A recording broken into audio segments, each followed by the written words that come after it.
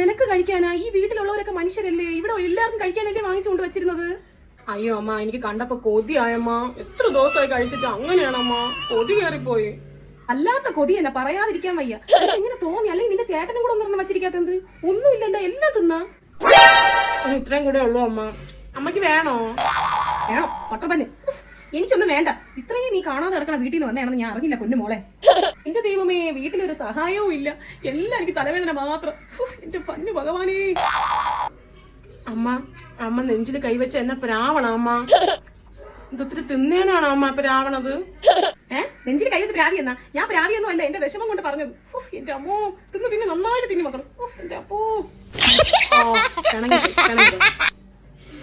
എന്റെ അമ്മയുടെ അടുത്താണെങ്കിൽ ഞാൻ ഇങ്ങനെയൊക്കെ തന്നെ ചെയ്യും. എനിക്ക് ഇഷ്ടപ്പെട്ടുണ്ടല്ലേ ഞാൻ തിന്നത്. അമ്മ ഞാൻ കാണുന്നില്ല അമ്മ അവിടെ വെച്ചിരുന്നത്. ഒന്നുമില്ല.